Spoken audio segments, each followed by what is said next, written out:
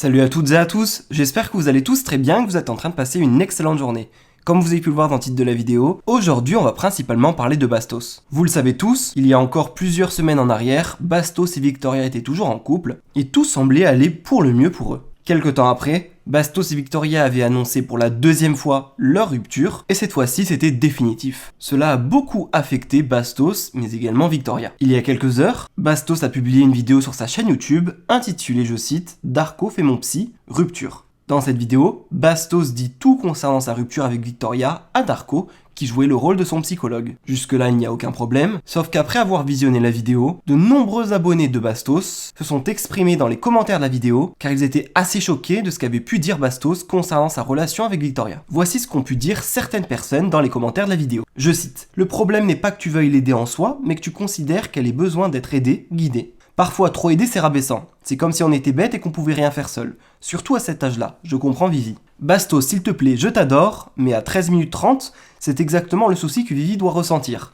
Darko te dit qu'elle a un peu moins de culture et tu réponds « Ah, mais ça, c'est certain. » Tu as le droit de penser, c'est peut-être même vrai, mais la façon dont c'est dit, c'est sorti tellement hyper cash que je peux comprendre que ce genre de remarque la blesse. Ça te donne un air tellement supérieur, alors qu'au fond, je suis sûr que t'es rempli de bienveillance et d'amour vis-à-vis d'elle. Parfois, ce n'est pas la pensée le problème, mais la façon dont c'est dit. Ça peut heurter.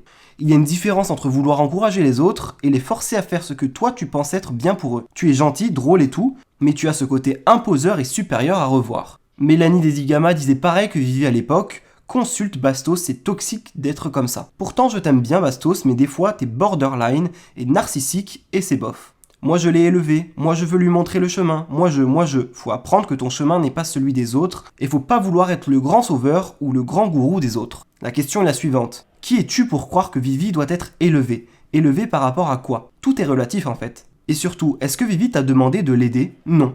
Il faut donc savoir accompagner l'autre sans vouloir le bien de l'autre malgré lui. C'est rabaissant en vrai.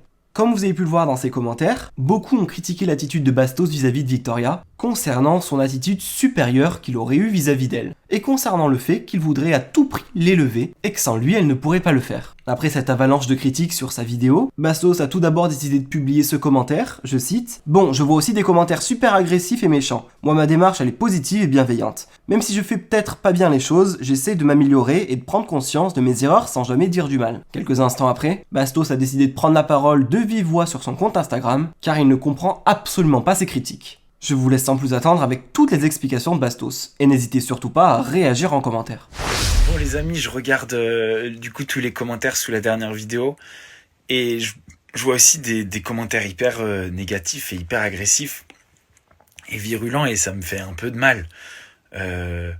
Ça me fait un peu de mal parce que même si j'ai pas toujours bien fait les choses, et ça je l'admets et j'en parle moi-même dans une vidéo, et je veux travailler là-dessus.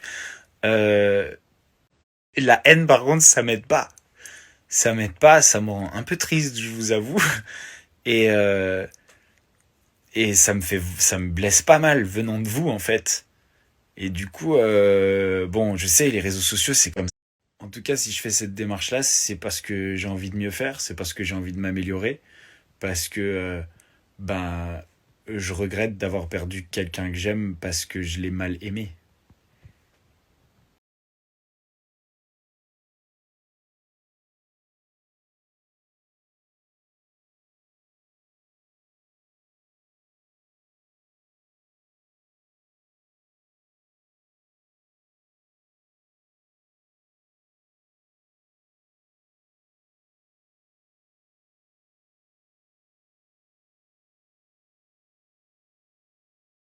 Baby.